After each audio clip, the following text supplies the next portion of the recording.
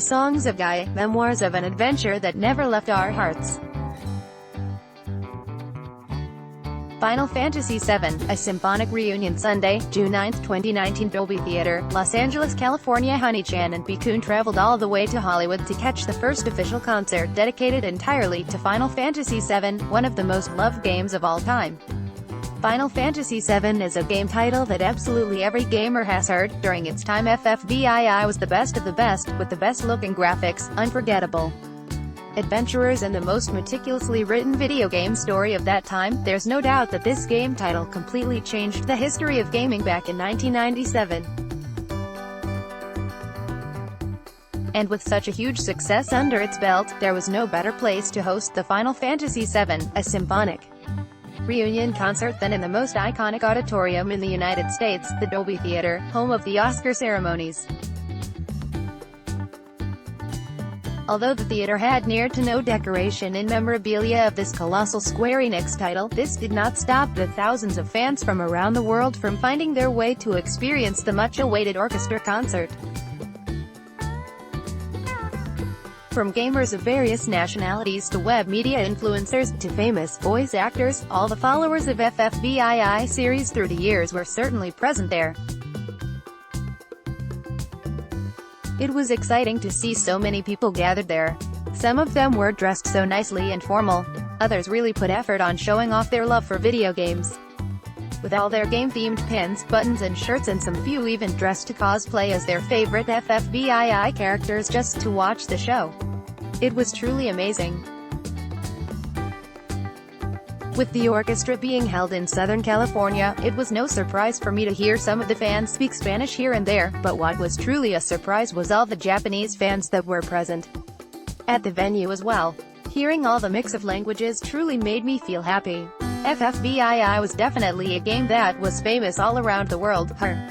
Once inside the auditorium, the show quickly started. After the orchestra conductor, Honey-chan briefly presented the Philharmonic Orchestra members and the choir specifically put together for this symphonic reunion, we were introduced to Mr. Detana, the pianist who would have the honor of soloing some of the songs in the performance. The show started with a presentation in a projection screen, although not as gigantic as expected, where the audience experienced the beginning of the Final Fantasy VII game just as we experienced it 22 years ago in our PlayStation 1 console. This game projection was so loyal to the original they presented it with the old logo and name for the company, back when it was known as Squaresoft. This presentation made the audience laugh and be immediately reminded of their childhood memories of this game. This was followed by the projection of the main menu, where we all selected the option, New Game, thus letting the orchestra open with the most adequate first song, Final Fantasy Prelude. During the outstanding performance of Prelude, every single one of us got transported back to that fateful day where we innocently started delving into the FFVII universe, not knowing it would be an adventure that would stay in our hearts for the rest of our lives. 22 years ago, playing 7 in our living rooms, listening to this fantastic song, and now, today, millions like you got to fondly remember the thrill of playing 7 for the first time. On screen, we followed our beloved hero, Cloud, as the train comes to a stop at a station in Midgar, where our adventure begins. Following the story chronologically, the orchestra then performed the song Bombing Mission while our heroes on screen snuck their way into the North Mako reactor. Once reaching the boss battle, the orchestra followed the melody with the appropriate theme, Fighting. After starting strong with 3 exciting songs, the orchestra music came to a long stop while the screen presented clips of the anime Last Order, Final Fantasy VII, followed by cutscenes of the FFVII spin-off, Crisis Core, Final Fantasy VII. It was a nice gesture that the managers of this event went as far as to include the side stories and spin-offs of FF7 to help us remember better the entirety of the story, but they absolutely missed out on the chance of using the actual orchestra to play the songs of these clips, instead opting to let us hear the on-screen music from speakers. After the cinematics, we return to the game footage where our heroes rest at the inn in the town of Calm. This was accompanied by a soothing piano song. But FF7 was never about sitting back and relaxing. There was an entire planet to be saved from a meteor. So the orchestra followed with a more actiony vibe to the beat of Hurry Faster, while our heroes rushed to the observatory at the top of Cosmo Canyon. Once there, the orchestra played Livestream, also known as Bugenhagen's observatory theme. 50 minutes into the show, we see a little recap of Aerith's life and her journey next to Cloud, of course, accompanied by the mandatory melody of Aerith's theme. In the time following the intermission, the audience was once again welcomed to a symphony that reminded us how truly talented the orchestra was, whilst our heroes traveled from Nibelheim to the crater. As the game's plot thickens, the cinematics shifts to show the relationship between Tifa and Cloud, while the orchestra plays Tifa's theme. After remembering Cloud's sweet promise to Tifa of always protecting her, the orchestra once again goes quiet for a long time while the screen presented the events of Final Fantasy VII, Advent Children along with some scenes of Vincent's game, the PS2 spin-off Dirge of Cerberus, Final Fantasy VII. Once again, it was a shame we had over 10 minutes of music on speakers while the clips played whilst having a 100-man orchestra right there on set. Certainly a questionable decision. The orchestra presentation jumped in to lighten the mood to the swing of Electric de Chocobo, a wacky theme that is a must in any Final Fantasy concert. The screen was showing how Cloud and his team chased around the Chocobo until he finally rides the various birds across the land and even joins Chocobo races. The audience was laughing during the entire song. Surely remember how challenging it was for them to catch their own Chocobo when they were playing. Certainly a bit of content we will never forget, ha ha ha. Once we had our fun with Chocobos, it was time to get serious again as our heroes reach the bottoms of the northern cave where they are destined to change history. The orchestra excitedly plays Genova during this time, while our brave heroes face the formidable boss Genova Synthesis. After this encounter, all that was left was to stop Sephiroth in a great final battle. During that battle, there was no other song that could be played other than One Winged Angel, Sephiroth's theme. The orchestra met the fans' expectations, playing that song accompanied by the fantastic vocals of the choir singing to the lyrics in Latin of One Winged Angel. I have heard this song so many times but I still got goosebumps every time they exclaimed, Sephiroth.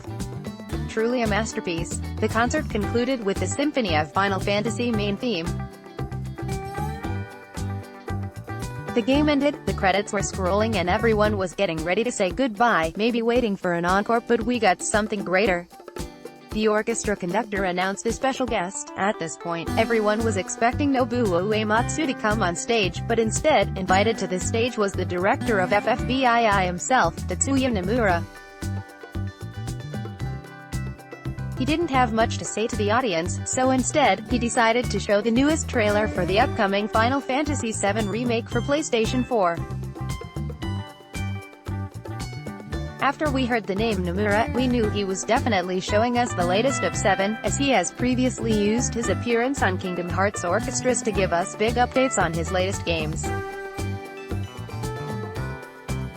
What was truly a surprising reveal, however, was the official release date for Final Fantasy VII's remake, confirmed for March 3, 2020, a lucky announcement just a day before the Square Enix conference at E3, and the crowd goes wild. I was so surprised, I had to tweet it out ASAP. The concert was concluded in a flash after the exciting news of the release date.